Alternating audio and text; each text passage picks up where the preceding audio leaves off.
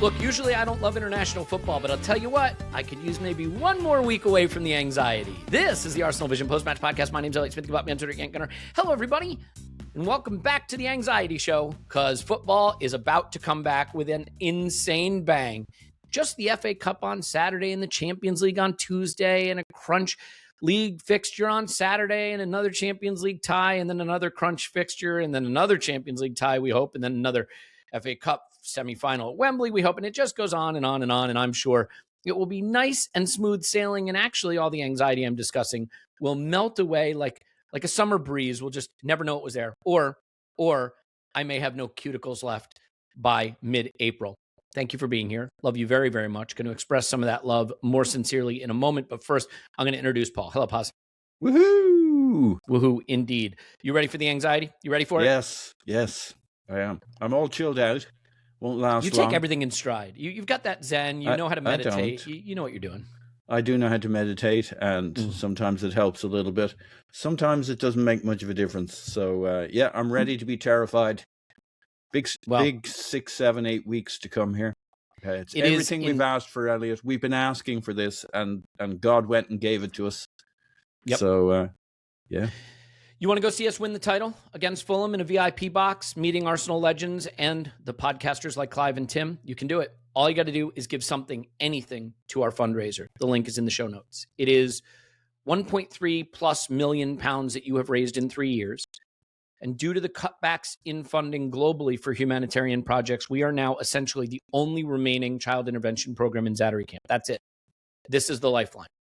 We made a promise. We keep showing up. You keep showing up. And incredibly, as all these other charitable programs and humanitarian interventions have fallen by the wayside, Coaching for Life remains. Arsenal's support remains. It is an incredible thing our club does. Other clubs don't do this. There's local community work being done by Arsenal like other clubs, but that money is ring-fenced from the Premier League, from the club, and it's great work that we do. If you've never been to the Hub near the Emirates, it is a remarkable place, and Freddie Hudson and his team do incredible work. But what they do in Zaatari is extraordinary. It's something others don't do, and it's something we are going to give to. And I just want to say, because I know I get it every year, what about these causes, this other cause, these people in need? You're right. You're right about all of them. The problem with being right about all of them is that becomes a great reason to help none of them. So while I would never sit here and say, don't give to another cause that's close to your heart, what I will say is we had to pick one. We picked the one that our club is close to, and you've shown up in an insane way. And I couldn't be more proud of what we've done. It's reverberated through the halls of Highbury House, I can tell you that much. Andrew and I have just heard nonstop how impressed people are with you and what you've done for this cause, and the need is great right now. So a couple of things. VIP box to the Fulham game, yeah, you could be there. Could be a title decider. You could see us win the title with Arsenal legends in a box. All you got to do is give. We're going to draw something for that. We have an auction site, link in the show notes there as well, where you can get tickets, you can get a dinner with the podcasters, all kinds of things that you could choose to participate in if you want, if you're able. And if you're not able, you know what? Just give it a share on socials. Tell someone about it. Don't listen to this podcast. The one that's coming out right after this, better one.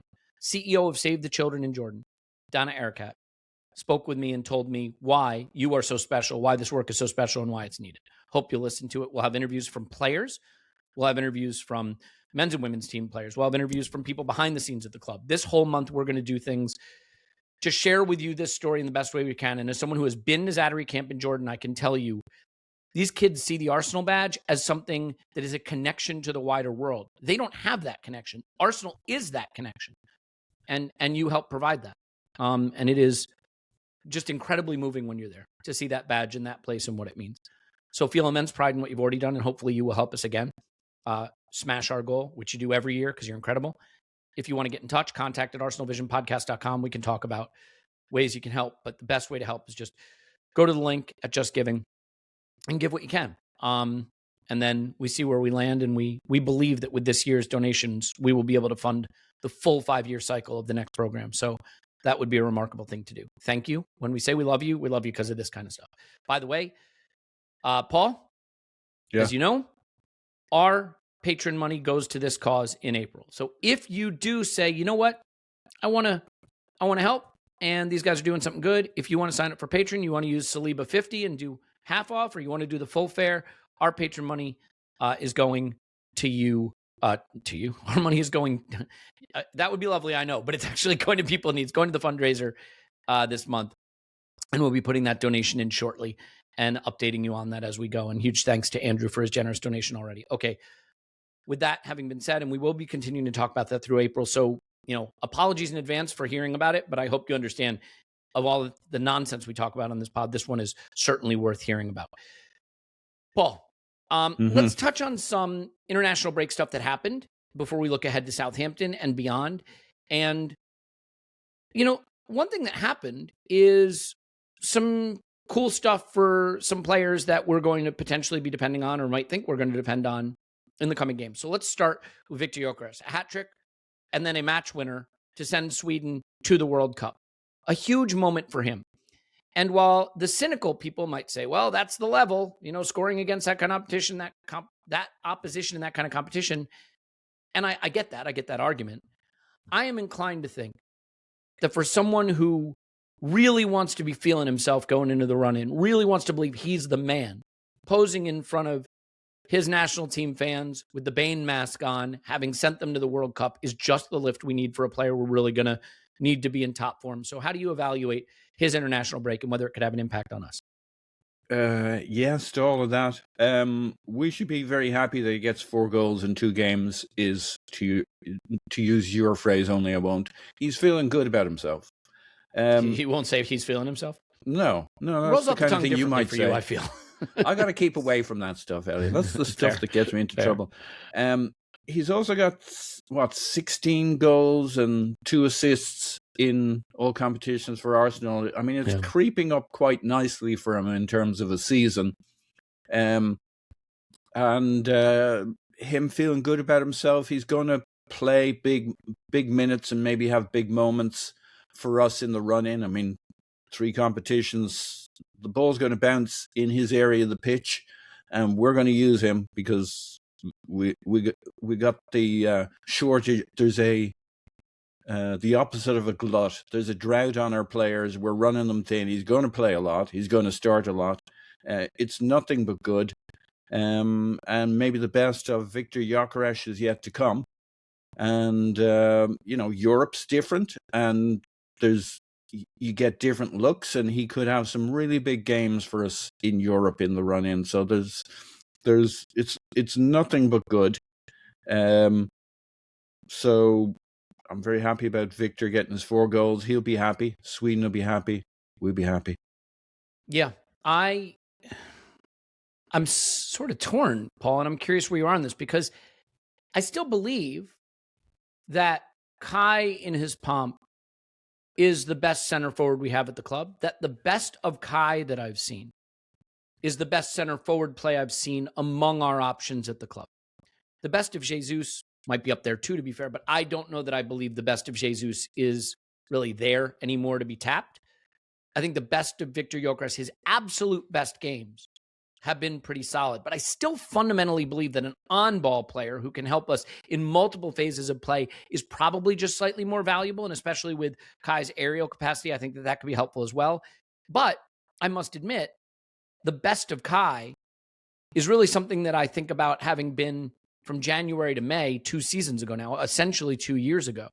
And I don't know the state of his fitness. I know he played once for Germany over the international break. He may be getting fit just at the right time. There are going to be people that say, well, you can play them both together.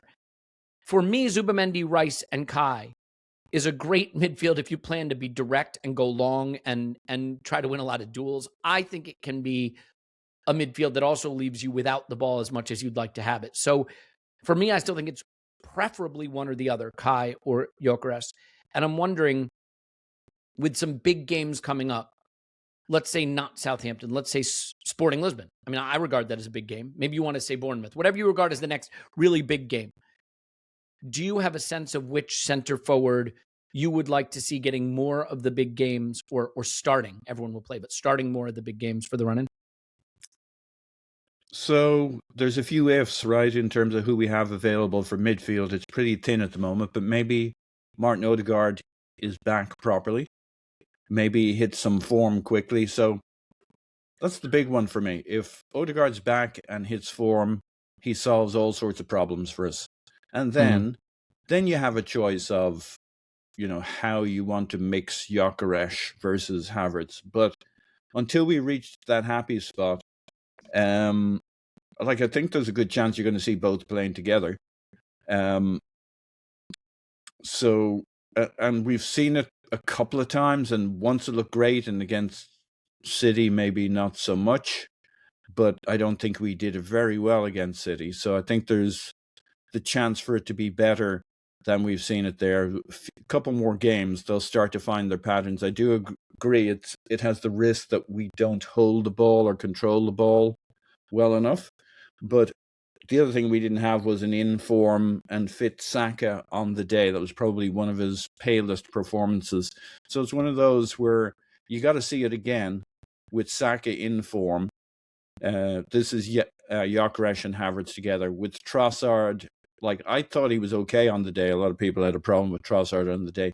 But he was okay in terms of the work he did defensively and to kind of help us to dig out a bit for a left winger. He really didn't have much say in the game as an attacker. So we'll see a whole different game against another opponent than Man City with Gyökeres and Havertz. So I think there's mileage in that if Havertz is, if you like, the backup striker, our midfielder who's playing attacking football. So we've got options. We're still in that thing we've been all season where we're still waiting for a good 11 where we're okay, I'm really excited about that with the players we have at the moment. And it feels like September, October, November, December, where you never really have an 11 where you're okay, this is really good and we're going to tear it up against good teams. But it doesn't mean we can't have an 11 that starts to work for us. And that could be one of the 11s. Or Martin Ødegaard back in midfield, tearing it up, feeling it. Could be the other way we get to an 11 we're all excited about. Yeah, I think Martin Ødegaard is going to come back and play because he's going to have to. Eze is not available. I don't think Kai can play every game. Even if you thought Kai in midfield is actually a really good solution, we should rely on it. Has Kai played 90 minutes this season? I don't think he has. I don't think he's about to.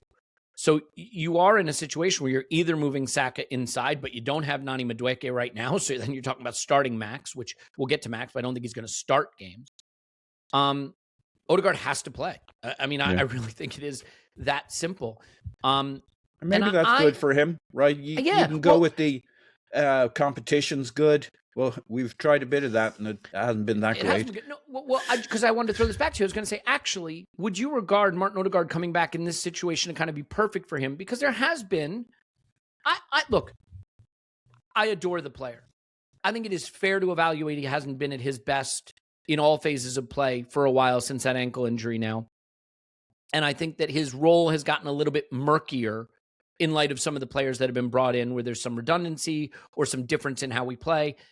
Do you think it's clarifying for Ødegaard to come back into a situation where, hey, there's no Eze, there's no Marino, Kai probably can't start there. You go play midfield the way you play. We need help progressing the ball. We need help with the stuff you're really elite at. Go be the Martin Ødegaard you've always been because we need that guy right now. Do you think that can be very clarifying and maybe help us see some better form from him than we've seen between the injuries? Yeah. And that was certainly kind of how I tilted my head. I was going to go on this, but really, what's the real issue? It's probably the same issue as the issue with Saka. If he comes back fully fit, I think we'll get the full Martin Ødegaard. I think he'll hit, what has held him back? Nichols, not been fully fit. We've seen a game or two this season where he's really been on it, and he's really started to look like himself. But I suspect he, like many other players, is somewhere between niggled and jaded for many of those appearances. So if you can tell me he comes back fully fit, I think, yeah, the psychological piece of it matters, but not nearly as much of if he's 100% fit, we'll get the full 100% Martin Ødegaard's on it, creating stuff, he's a brilliant player. The psychological thing when you're that good is a component, but after a game or two of feeling it, you're just on it, and you think you can tear up trees, and your body feels good, and you want to get out there and express yourself against other tired players. I mean, he could absolutely tear it up in that plenty of other players are tired. He's not. Is he fit is the question. Yeah. I mean, we won't know until we see him, right? We'll just have to evaluate that. So I don't want to speculate. I mean, it is the case that he's been out a while, and while he may have energy, what he's got from a form standpoint remains to be seen. This is where I think actually the way these games fall could be really helpful, though. I think if you want to throw him in there, unsure of exactly what you're going to get, playing him against Southampton is a reasonable thing to do. And then, while I do not want to diminish the importance of or the challenge of Sporting Lisbon, it's another game where if you're going to use him, I think you could reasonably do that so that you know going into the games where you absolutely have no margin for error, like Bournemouth and City, and potentially Sporting Lisbon at home, you're in a position to know more about what you're getting from him and what solutions you can rely on. So you've got a good proving ground in those two games, you know? You do, though I suspect that's a bit more for us than it is for Arteta, because if I'm Arteta and my staff and my player are telling me I feel great, right? I feel fully fit, then I'm going to totally lean into not worrying quite as much about form and worrying far more about getting him the games and the minutes to get him played in. Well, right, but you don't want to be doing that in existentially important or challenging games. I mean, feeling great and playing great are two different things. If you told me Bournemouth was this weekend, not Southampton, I'm not sure I'd be fist pumping, let's start Martin Ødegaard coming off months without football. I think Fair. I'd be much but more... that's the first game, right? Right. By the second and third game, if I'm Arteta, I'm going to YOLO into Martin Ødegaard playing because that changes the outcome of my season. As long as I'm... But wasn't that exactly my point, though, right? Which is you get to see him against Southampton and Sporting Lisbon, which are games where if he's not in top form, you can tolerate that, and then you'll be in a position to evaluate whether you want to start him in an existentially important game like Bournemouth based on what you see from those. And again, I don't want to say they're lesser games, but games that you may feel more comfortable with him easing himself back. Yes, although let me explain why it's not your point. Okay. I'm going to agree. I'm working on the agreeing with people. I felt it was my point, which I liked, but apparently it's not my point, which I don't like, but I am open to listening to. Yeah, it's because you see how he's progressed. No, I don't. If I'm Arteta and he's fully fit, I don't care how he plays. I'm like, get him minutes, get him going. He feels good. My doctors say he's 100%. My medical team says he's 100%. My fitness team says he's 100%. If he doesn't have a great game, I'm basically going to close my eyes and say, I don't give a crap. Okay. It's coming. It's Martin Ødegaard. He's 100% fit. 2 games and he's going to be brilliant. Now, to your point, we know the 2 games, but we'll be looking to see if it's coming along. If I'm Arteta or I'm me, I'm confident it's coming if he's fit. I want to ask you, so let's say he has, and this isn't going to happen, he's going to play like a Ballon d'Or winner in 2 games, score 2 goals, get 2 assists, be at the absolute peak of his powers and lead us to a treble, of course. But let's say in bizarro world where things happen that could never happen, he drops 2 stinkers against Southampton and Sporting. Mm-hmm. You don't think with Bournemouth coming up that Mikel might be like, I'm going to try Kai in midfield, or I'm going to move Saka into midfield if Nani's back, because the Nani absence now looks like it may be short. Like, you don't think it would give him pause? You think he's just going to keep sticking him back in there? I just think in the real world, they won't be absolute stinkers. If they're absolute stinkers, you have a point. Okay. It's like, I expect him to be really good. I think Arteta expects him to really good as long as he's 100% fit. I mean, Martin Ødegaard at 100% fit, dropping stinkers, it's not my world. Well, you know what I like about Ødegaard in that respect is that I think an Ødegaard stinker, so to speak, means he's not making the right final pass in the final third. Yeah. He's not taking the shots. But even in his bad games, I still think usually, not in every case, but usually, you're going to get him bringing the ball forward. You're going to get him, completing a high volume of passes, doing some of the things that recently, to be fair, against City, against Brighton, against Chelsea, the block and tackle stuff that you just have to do, the basics, the progressing the ball up the pitch stuff has been an issue.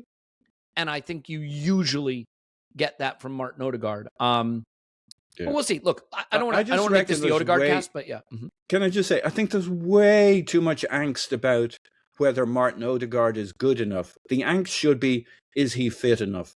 Is he really 100%? I completely agree with that. I would just say, in 2 seasons, we've now seen a pretty substantial drop-off of final third end product from that player. Yeah, and given that we are a team where that is a focal point for us in terms of concern, those 2 things, unfortunately, the Venn diagram of things I'm concerned about with Arsenal and things I'm concerned about with Ødegaard is a circle. Yeah. You know what I mean? I'm concerned about Arsenal getting enough chances created and goals from open play, and I'm concerned about those things with Martin Ødegaard. So we'll just have to see. Let's talk about something that is equally speculative, and that is Max Dowman. If you missed it for the U19s, scored a sensational goal by the touchline, left his man for dead, dribbled the ball all the way through midfield, scored. Shimmied. Yeah, shimmied. He has a move, and it's such a cool move because I don't see any other players doing this. He'll be up against the touchline, right? And they always say the defender wants you up against the touchline because the defender can use the touchline as an extra defender. But what he will do is he will receive it to the inside, to the touchline side, and dummy it and spin to the touchline, not inside. And it works so often because defenders do not expect a player to go to the touchline side with so little room, but he has this little touch he can do to kind of spin, move it forward, keep it from going out in a touch, and get past his man. If you watch the goal he scored for the U19s, you'll see exactly what I mean. He's also tried it for the first team, and I love that move because it's unexpected, and you do wind up with our wingers up against the touchline a lot trying to escape, so it's particularly handy. But my position on Max Dowman, Paul, is I don't think he'll start any games, but I think he should play potentially quite a bit. So if Nani's out for a few games, and thankfully it doesn't look like it's going to be long-term, and depending on Ødegaard's fitness, if it is patchy, if Kai's fitness is patchy, and Mikel feels that one of the options he needs to use in games is to move Saka inside, do you think that Max Dowman goes from a luxury role where you can bring him on with a 3-goal lead and it's fun for everybody, or you're chasing a game and you're desperate, to part of his plan in a more structured and regular way? Well, you just need one more injury. Well, why? See, guys, send the complaints to Paz, right? Like, this is the tempting fate stuff. Even I'm not a superstitious person particularly, but even I right now, I'm not tempting fate with that. But yes, carry on, please. Yeah, I'm really not a superstitious person. I mean, clearly. If that's how the world works, if God's really a Patreon member or a faithful listener of this pod, well, then the fundraiser should get us the treble alone. So let's go, give. So it just doesn't add up that what I say really has any impact even on our listeners, let alone God. I was going to say, in general, I agree with that. I agree with that conclusion. So if we proceed, people actually listen to what you say and react. They listen to what I say and ignore it. Look, it just needs a niggle there in the players who hover around the right-hand side of the pitch. God forbid, Elias Dori-Akfad, let me put it that way. And he goes from might play a few minutes, might play some 20s to he might start a game or two. You don't think a Martinelli starting on the right kind of situation just becomes the more natural solution, or Jesus? Like, it is weird to me. I don't think Gabriel Jesus has been good. Well, he's let me say 2 injuries away. So actually, let me ask you this, because I think this is relevant to the Max conversation. I don't think Gabriel Jesus has been particularly good as a striker in quite some time for us, although he's scored some interesting goals this season. But I still think that his dribbliness and his quality and his trickery off the wings could be useful. And, maybe we've seen less of his strength holding the ball up from a center forward position, but that's less relevant from the wing. Like, do you think that maybe Gabriel Jesus has a bigger role to play than we think as a wide player?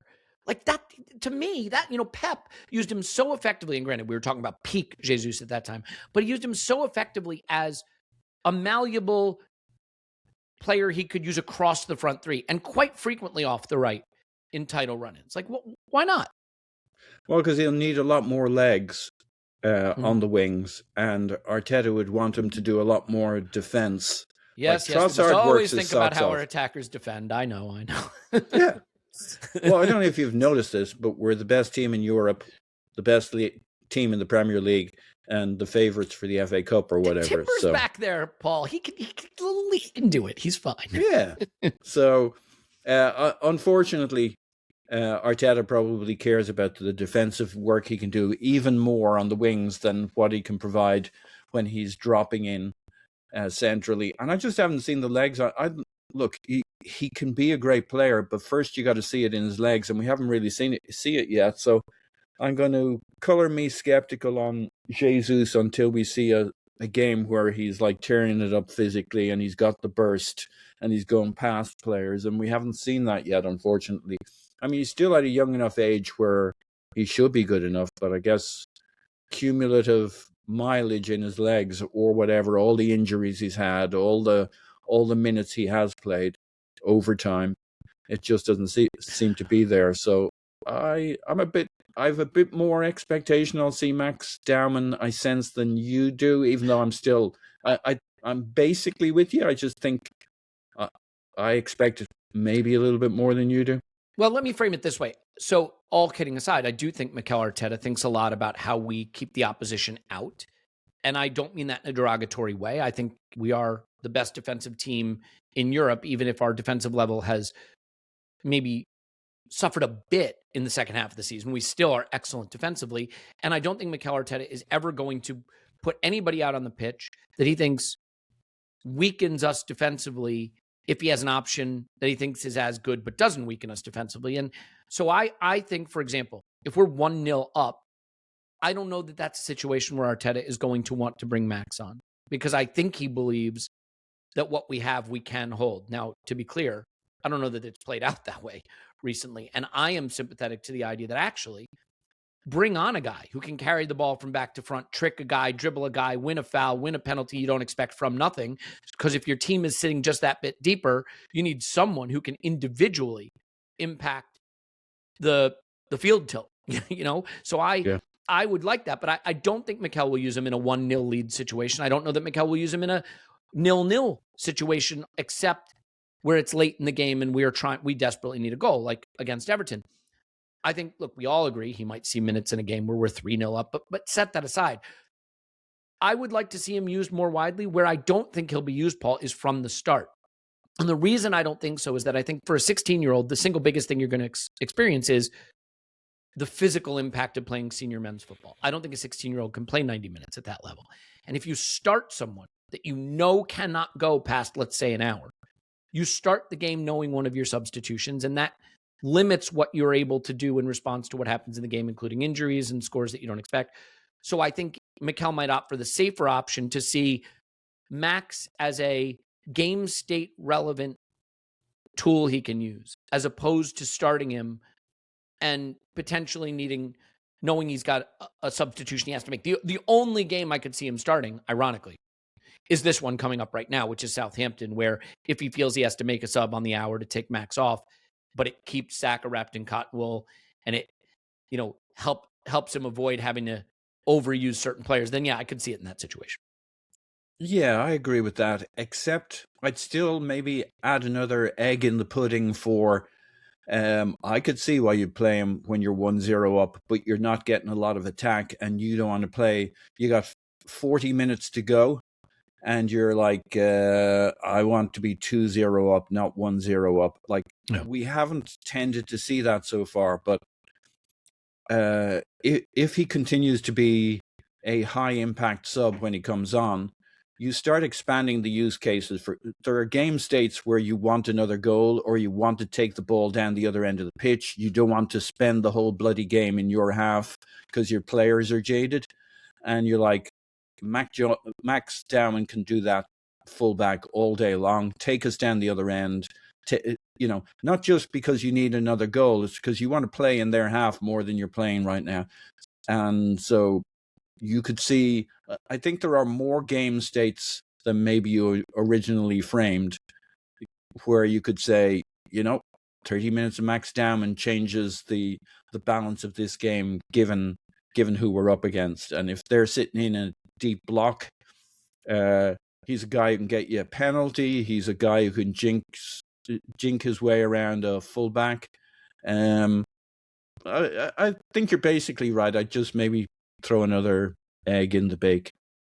Yeah, and we both agree he's a useful player for Mikel to have, especially off the bench. Can I add one point on the starting? Mm-hmm. Right, I think the one thing that really works for him is that the opponent isn't ready for him. And to your point, if he starts a game and then the next game they're anticipating he's going to start, which like that's too much to be playing him anyway. But like that's when a team gets used to you, like they got used to Bukayo Saka, and they worked out not just to put two men on your side, but where to put them and how. Teams aren't ready for him when he comes on. So I think that's absolutely right. I think the way to use him in the run-in to get the max is bring him on as an impact sub when they're starting to reel, or when they're getting a little tired, or when they're getting a little leggy. You're absolutely right. But the way you frame it is very cautious, and I'd give it a bit more welly there in terms of how much we might see him. And how much just so we're clear, if I were managing, he'd start every game. Yeah. I think what makes him so interesting, right? It's sort of similar to Miles in the sense that Miles was available at a position where we suddenly wound up with need, and he happened to have some qualities that we particularly needed, I think, right?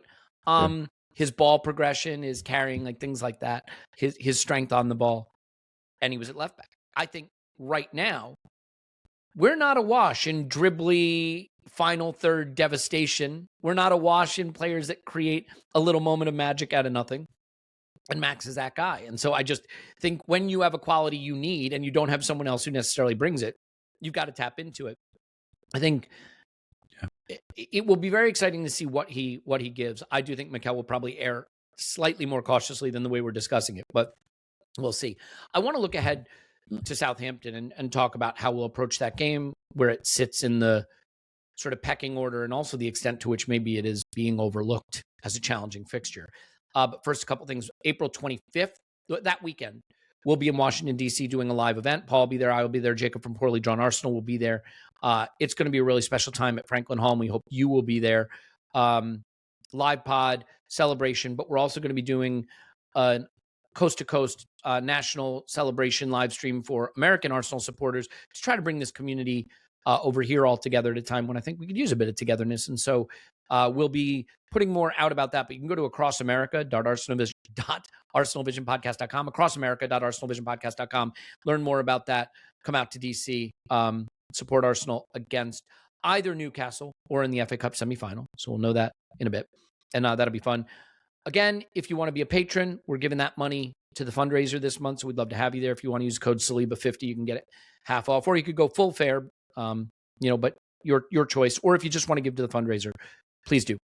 Please do. Let's hit our target. You can win a ticket to the Fulham game in a VIP box to see us maybe win the title on that day. Not out of the realm of possibility, and that would be a remarkable thing and well deserved for your charitable donation. Let's hear from some brands, and then let's talk about Southampton. Okay.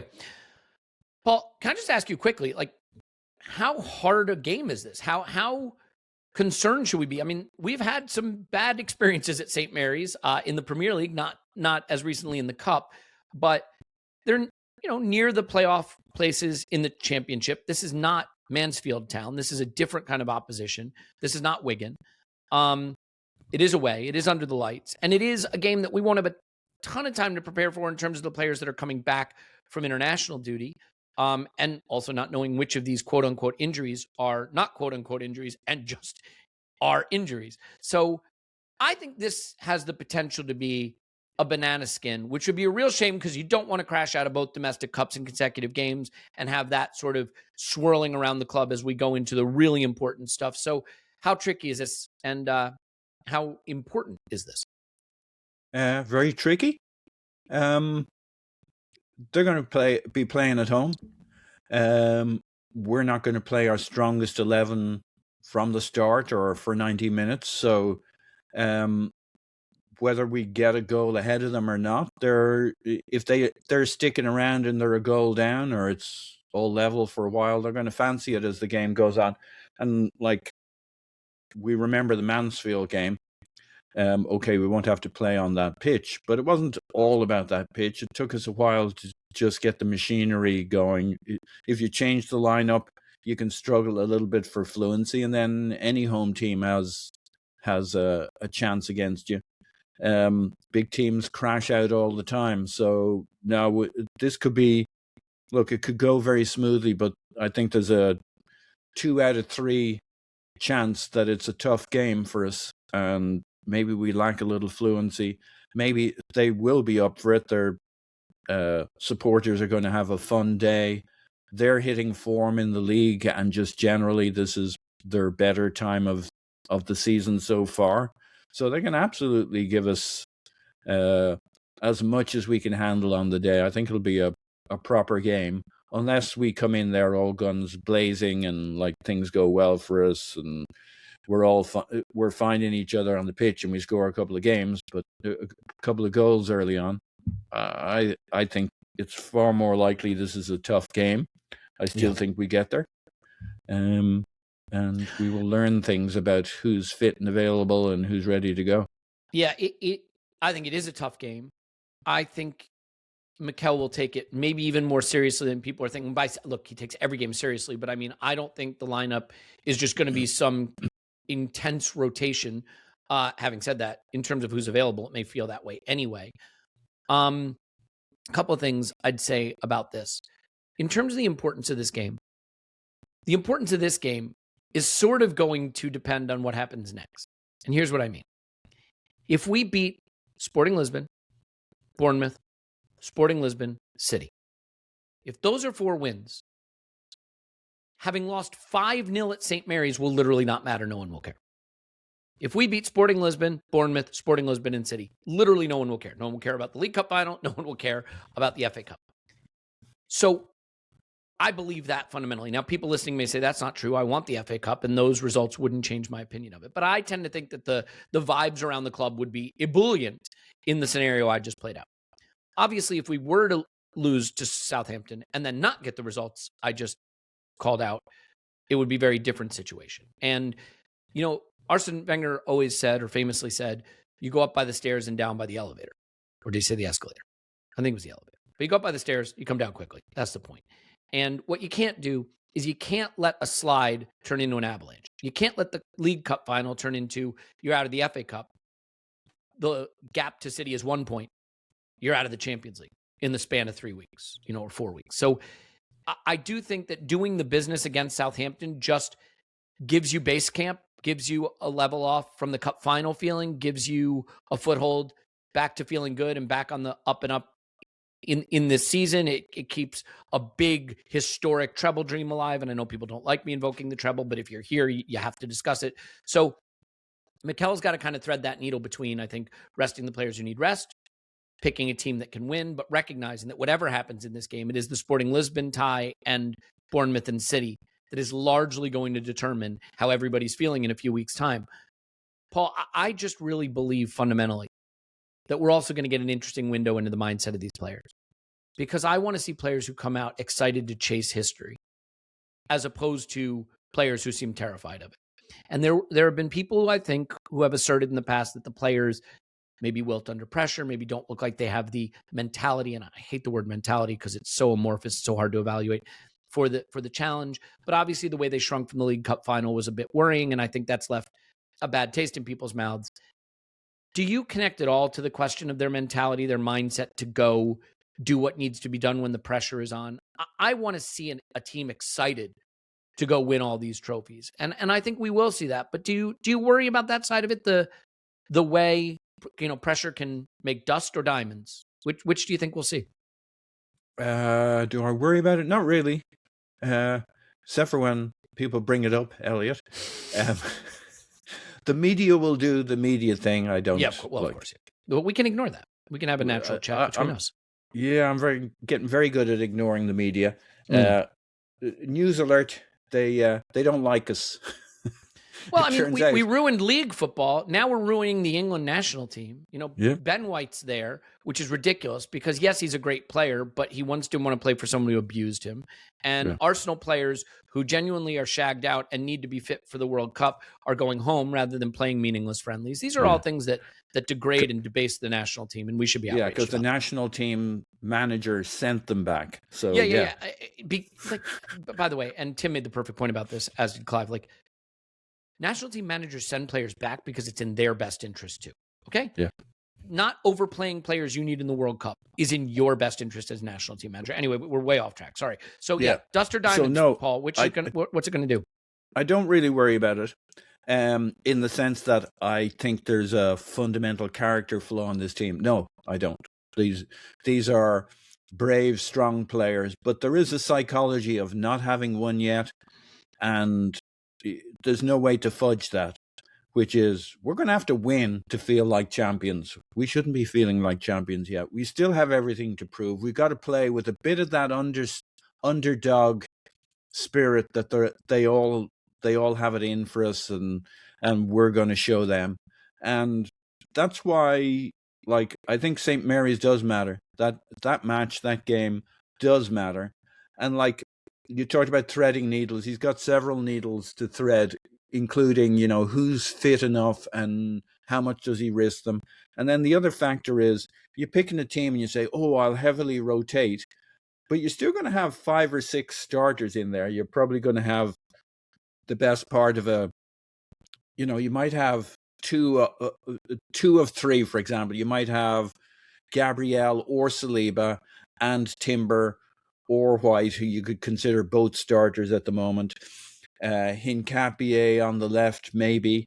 I guess we think Miles Lewis-Skelly, so fair enough. But as you go around those positions, you're probably still going to have 2 or 3 starters, and across the pitch, you're going to have 5 or 6. And the more guys you bring in who haven't played together, the more the burden on the starters in the team is. So there's kind of a minimum number of, you need maybe 7 starters across the pitch, or you've basically got 11 guys who haven't played together. And then the burden for the 4 or 5 starters on the pitch is really heavy because all around them are players they've never played with.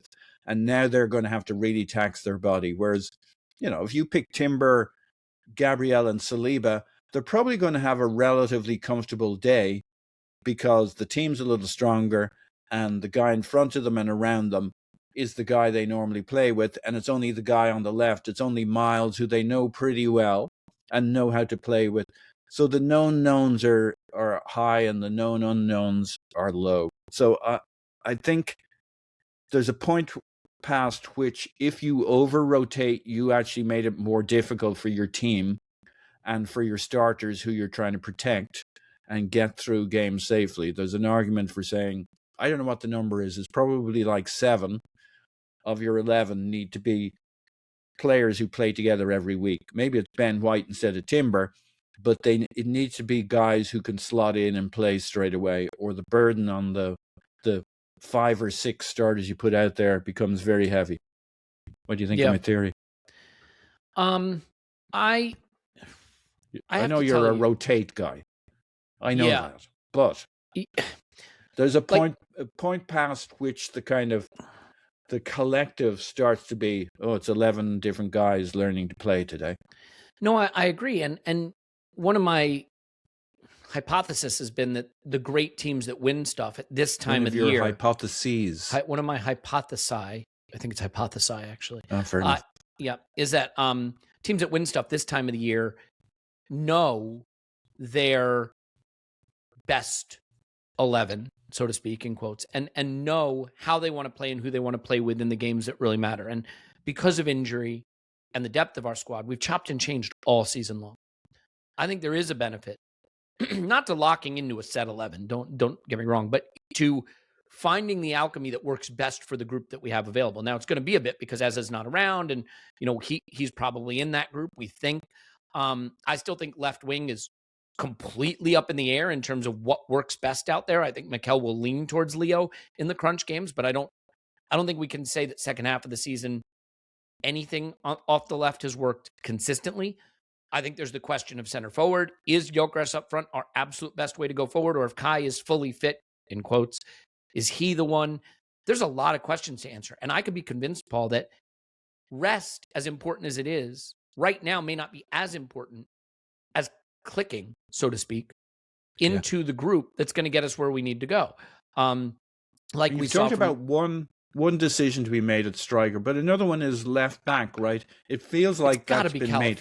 It's got to be Calafiori. And like, this is where if Mikel and I were sitting down, I would argue with him about this because, clearly, A, he would sit down with me. B, he would care what I say about football. And C, it would have any relevance to what is correct versus what he believes. But whatever advantages Piero Hincapié gives you defensively, I think he's better sprinting back towards his goal. I think he's better in recovery runs. I think he might even be a little bit stronger in some of his defensive intuition, although I think Calafiori is a better defender than he's made out to be. I think what Calafiori gives us is so important in light of the deficiencies that sometimes pop up in our game. And I think if you look at the period of this season where we've been imperious and where we've looked really hard to stop, he's not only played those games, but he's been a critical contributor in those games, like the period around Bayern Munich. So I think his return to the lineup is essential. I recognize that relying on him to stay fit is a fool's errand, and so he will have to be someone that is carefully selected. But I would like to see Mikel go back to him as sort of a nominal first choice, Paul. That I definitely believe. We need a functioning, dangerous left-hand side to our team, and that to me spells Calafiori. It's kind of a strange one in that it seemed to be he thought the answer to everything in the first half of the season was Calafiori. That was the period I called him Mikel's new favorite toy. And now he's leaning much more heavily into Hincapié as the kind of default option, which surprises me a little bit. I like Hincapié, I think we all do. And he's given us more in the attacking end than maybe we suspected he might at this point. He's been actually pretty good going forward. But that doesn't give us an exciting attacking left-hand side, and Calafiori does on a good day. And I like Trossard on that side with Calafiori, and like we're starting to tick and we're starting to really move it around. That's a really good left-hand side, and so I'm with you with that on that. I don't understand. I'd like to sit down with Mikel too, and in a very humble way say, explain to me why you don't want to play Calafiori, because he has been actually really good defensively. He's surprised me a little bit on how good he's been defensively, but he's really not made me feel at all nervous or vulnerable in the games, and for good reason. He's really held up his end of the bargain defensively and looked really good 1v1 against tricky wingers. He seems to have handled pretty much everybody. Now he's coming back into the team, so he's at a dicey moment or two when we bring him on late in a game. But that's only to be expected. I think overall his defensive work this season has been really good, as we saw in the first half of the season. So I'm surprised it's taking him so long to get back into the team and start being a factor and being a starter, given the challenge we have to create mischief in the attacking third. I mean, with him, it's always possible that the reason is pretty straightforward. Mikel just doesn't trust that he is going to hold up. But if that's not the case, I'm with you. I really think he needs to be brought back in. And of course, he'll be dealing with the pain of not having qualified for the World Cup. But, having a summer off wouldn't be the worst thing for the player, even if I'm sure he would give anything to be playing in that World Cup. And this is where I guess my sort of theoretical understanding of football bumps up against the reality. In my mind, having a really good group of 11 or 12 or 13 players who you can call on, and you call on them every game, and they're all in peak form, and that's how you go win things. Like my belief in that just has to bump up against the reality that how we got here so far is using the squad. And the only reason we're here at all is because we've had a deep squad, and that it is not going to be the case. It just isn't.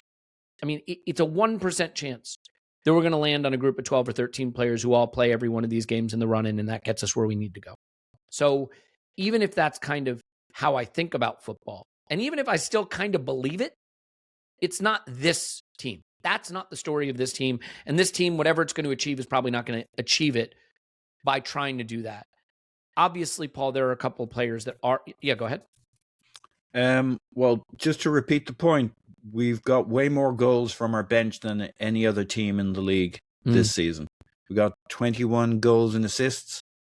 City have got like 2 or 3 goals and assists from their bench. So to your point, we're not just set piece FC, we're goals and assists from our bench FC. So it's not going to, just doesn't look like it's on the cards that 11 or 12 players are going to take us home. Our bench may be what takes us home. Yeah. And look, if I look at the way we played in the cup final, there are a lot of important players missing there that are technical leaders that could have helped us deal with that 4-man screen that City employed. But if we really look at this season and what we want to accomplish, Sporting Lisbon is a team that we should be able to get past, with certainly no disrespect to them. So is Southampton. So is Fulham at home. So is West Ham away. So is Burnley at home. So is Crystal Palace away. So is Bournemouth at home. So you're really talking about City away in the league, maybe Bayern Munich or PSG in a Champions League final, and Barcelona, and whatever we get in the FA Cup semifinal and final. But what I'm saying is, more often than not this season, we're going to be a heavy favorite in the league in what we have left. And I think whoever we pick, we should have the quality to get past those teams. I think where the first 11 question is really going to come in is how we've sometimes framed it, Clive frames it, the lineup for your life, which is, what do we think is the best possible version of this Arsenal if you're in Budapest and Bayern Munich are lining up opposite you? If you're in Budapest and PSG are lining up opposite you. Because I think if you put the team out you put against City in the cup final against a PSG, you're going to run into the exact same kind of problem, right? So that's not a problem Mikel has to solve by this weekend. But I think that is something that will have to be in his mind. And I think he'll be looking at how players perform over the next few weeks in trying to determine that. And let's face it, we've got some work to do to get there, but that's where we're trying to get. So let's talk about where we're trying to go to.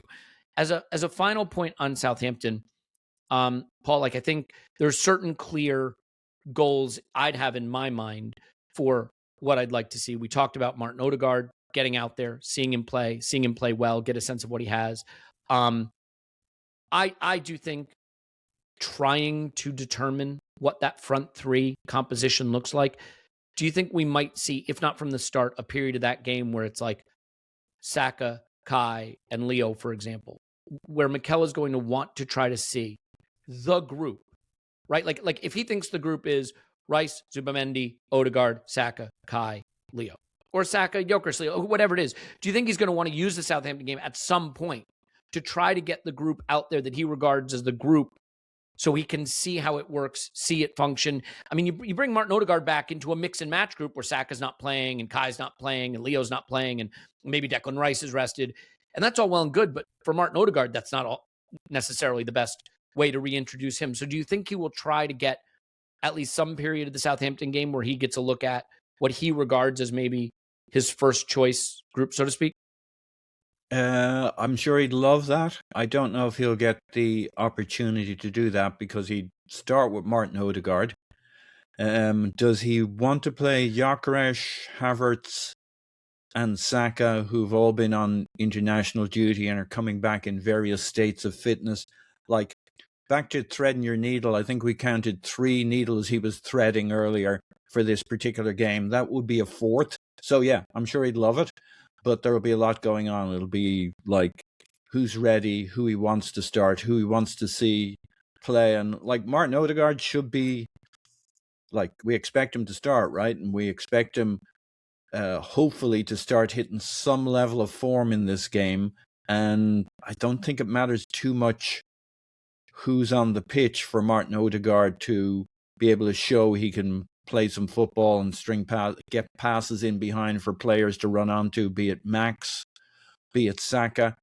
So, yes, but I think it's the 4th needle he'll want to thread, and other events will, fitness on the day, who feels something, who needs to be got off. It's going to be all about fitness and who can start and when he gets them off and who he needs off the pitch for the midweek game. I can't remember if we're playing Tuesday or Wednesday. Are we playing Tuesday or Wednesday? Tuesday. Yeah. Okay. So I think there's your fifth needle, and I think it comes ahead of your fourth needle. He'd be less worried about wanting to see players combining on the pitch and more worried about who he gets on, who he starts, who he gets off, how quickly they get off, what they're feeling on the day. If somebody's feeling a little tightness, getting them off. I think there's just way too many things going on to be over-obsessing about getting a particular lineup together at a particular point in the game. Too many moving parts, Elliot, though I agree he would like it. Yeah. All right, so then let's just get down to it. What's your prediction for Saturday? Yeah, right, for Saturday night, and who will start? What do you think the lineup will be? What do you think the result will be? All right, I'm going to go with Trossard left wing. I'm going to go with Gyökeres. I'm going to end up picking the second starting 11, aren't I? I'm going to go with Havertz. I'm going to go with I'm going to go with Max on the right. I got to get one on there that is not our starting 11. Timber's due a game. You're telling me he's fit, Elliot, with your inside track. I mean, I think he's fit, but I think he might just be given that little extra time off. Yeah. Okay. Well, I'm picking him. Okay. So I'm going with Timber. Calafiori on the left-hand side.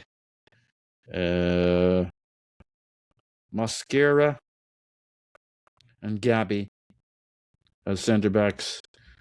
I guess we'll see Kepa in goal. And my midfield then is Ødegaard, Rice, and in effect Havertz. So I got Trossard, Gyökeres, Max, Havertz, Rice, Ødegaard, Calafiori. Oh, hang on, MLS. Never mind.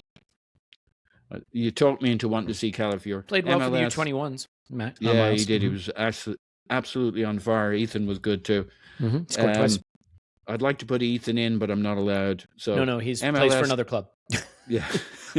MLS, Gabby, Mosquera, Timbers, my back line, Ødegaard, Rice, Havertz, midfield, Trossard, Gyökeres, and Max. What do you think? I mean, I think it's fun. I don't think it's what we'll do. Okay. What do you think we'll do? I will guess, first of all, I mean, look, it is what it is, but I think it's going to be Kepa, which is going to be a big discussion, by the way, because our ability to win the FA Cup probably depends on us getting past Chelsea, Liverpool, or City. Two of those three, if we get past Southampton. And if you're facing those at Wembley, is Mikel going to go right back to the guy he made the promise to, or is that promise going to extend only as far as the League Cup? We'll have to see. I think it'll be Kepa, Ben White. Mosquera's fit, right? There's nothing wrong with Mosquera. Okay. Kepa, Ben White, Mosquera, Saliba, because I think Gabby might still just have a little something. Who's playing left centre back? Mosquera? I know. Yeah, one of them. Who cares? One of them. Okay. Yeah, I know Mikel doesn't like to do that, but I think Gabby will be rested. And Saliba didn't play for France. So, White, Saliba, Mosquera, and you could play Calafiori as left centre back. Well, I'll say Miles too, but I wouldn't surprise me if it's Calafiori. We know Nkapie pulled up in the internationals. Apparently, it's not bad, but I don't think they'd throw him right back in. And that's a long distance travel that he made. So Calafiori or Miles, but I'll say Miles. In midfield, I think Rice will be rested. I think he's carrying a little something. So I'll say Ødegaard, Zubamendi, and Ødegaard. Just a little bit of a weird midfield three, except. Yeah, I should have gone with Ødegaard. Yeah. Okay. And then I think we might see, Martinelli will just be back. Well, where did Brazil play? Do we know? I saw a lot of Brazilians cheering in the crowd, so I'm kind of feel like they might have traveled. Yeah, let's see. Brazil men's national team, they just won, obviously, but where was the game? It was a friendly, and it was played in. Does anybody know? I don't know. Obviously, Gabriel Martinelli did score. Let's see if we can get that on. There's got to be a website that has that, right? I'm sure there is. And people like listening to me search websites on podcasts. That is, I would say, one of the reasons they tune in. So, you're here. I'm glad you're here.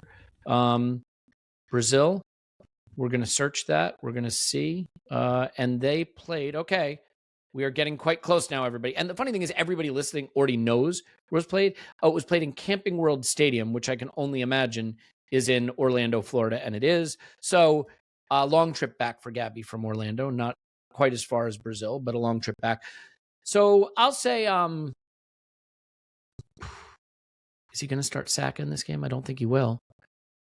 I'll go with Martinelli,